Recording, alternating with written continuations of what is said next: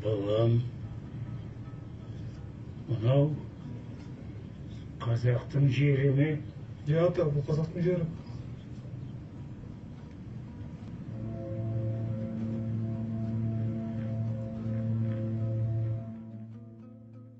Өзбекстаннан келген қазақты келеме жетеп, өзбек, Қытайдан келгенін Қытай деп айтатын бауырларыма айтар едім. Алдымен тарихты оқы. Қандай жағдайда қандастардың шетелде жүргенін біліп ал. Кейін өз ойынды айтарсың. Ресей. Кеңес заманының сұрқия саясатының арқасында Ресейге өткен жерлері мыналар. Бірінші, Орынбор. Қазақстанның 1919-1922 жылдардағы алғашқы астанасы болды.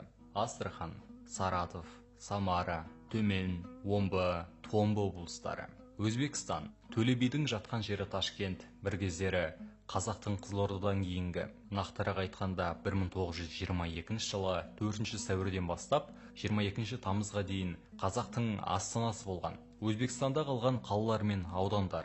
Ташкент облысында Шыршық, Бостандық, Шыназ, Қыбырай, Ангрен, Қазалкент аудандары. Сырдария облысында Гүлстан, Бақт, Алмазар, Жаңауылдар. Жызақ облысында Достық, Фарыш, Бостан аудандары. Науаи облысында Нұрата, Заравшан, Үшқұдық аудандары. Және Қарақалпақстан түгелімен. Қытай еліне Сталиннің сыйға тартқан қазақ жерін ойласаң, жүрегің қалай ормайды. Алтай аймағын бәрін тұтастай кесіп бере салып, сол жақтағы қандастарымызды шетелдікке айналдыра салды. Осылай етіп қазақ жерінің өте көптеген аумақтарын бөліп беріп жіберді. Ол жерлерде тұрып жатқан қазақтар өз ата-бабасының қонысында отыр, өзінің туған жерінде отыр. Ата-бабасының сүйегі көмілген жерде отыр. Сондықтан оларды қашқын, сатқын деуге еш қақың жоқ. Қазақтың үш биінен тек қана Қазбек би ғана Қазақстанда.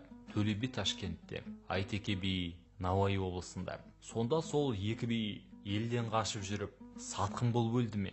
Репрессия мен аштықтың кезінде көп қазақтың жер ауып кеткені бұл амалсыздықтан. Ана өзінің туған баласының етін жеген. Бауырыңды өлтіріп, әкеге бала қарай алмаған заманда ұрпағын аман сақтап қалу үшін ауа көшуге тура келген. Шекара бойында Совет өкіметі қаншамасын жосыдай қырып жібергенін білмесең, ізден, оқы. Ешкім туған жерінен өз еркімен кетпейді. Жол бойында қаншама басқыншылыққа тап болып, Түркменстан, Тәжікстан, Ауған, Түркия, Иран, Индияға шейін босып кеткен. Ал елде қалған қазақтар мықты, олар сатқын емес деуден бұрын ойланғаның жөн. Репрессия кезінде қазақты қазақ сатқан. Ашаршылық кезінде қазақ өз баласын, өз бауырын жеген. Біз сол қазақтың ұрпағымыз. 1962 жылға дейін Қазақстанда қазақтардың үлесі өте аз болды.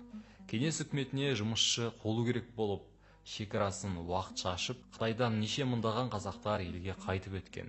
Шекараны дереу жауып тастаған. Сонда арғы жақта өте алмаған қазақтарды қытайлар әскермен қайтарған. Елге өте алмай, елім айлап жылаған халықтың көз жасы көп болған.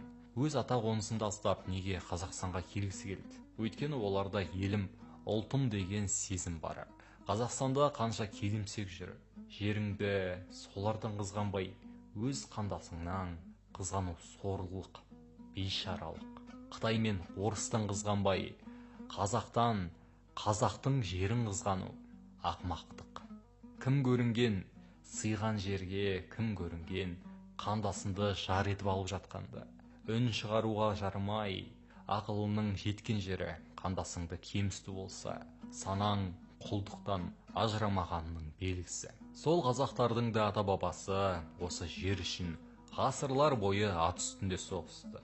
Сондықтан қандастарымыздың біз сияқты Қазақстанды өз отаным, ата мекенім деуге толық қақысы бар.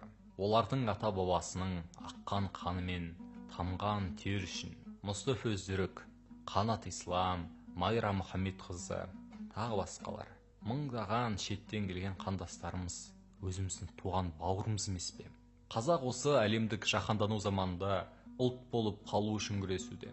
Қазақылық ойларында сақталған, кеңестік құлдық санада болмаған, дәстүріміз бен тіліміз сақталған қандастарымыздың елге келуі біз үшін үлкен көмек.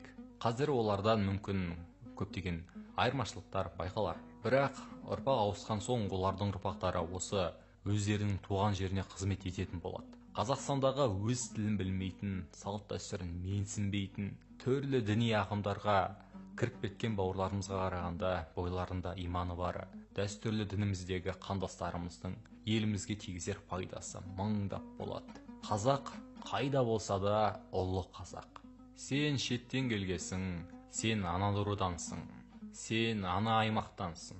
Сен деушілерге Батыр бабамыз Бауыржан Момышұлының «Мен бір қазақ емеспін, мен тұтас қазақпын, мені бөлшектеу еш мүмкін емес» деген сөзін айтқым келеді. Бөлінгеннен ұтқан жеріміз ешқашан болған емес. Сырт күштердің әр уақытта қазақты қазаққа ғана айдап салғаннан тек қана қазақтар зардап шеккен. Ендігісіне жол бермеу керек. Сабыр Адайдың сөзімен айтсақ, әр қазақ менің жалғызым. Осы ұстаным қазіргі қазақты тығырықтан шығарар жалғыз жол.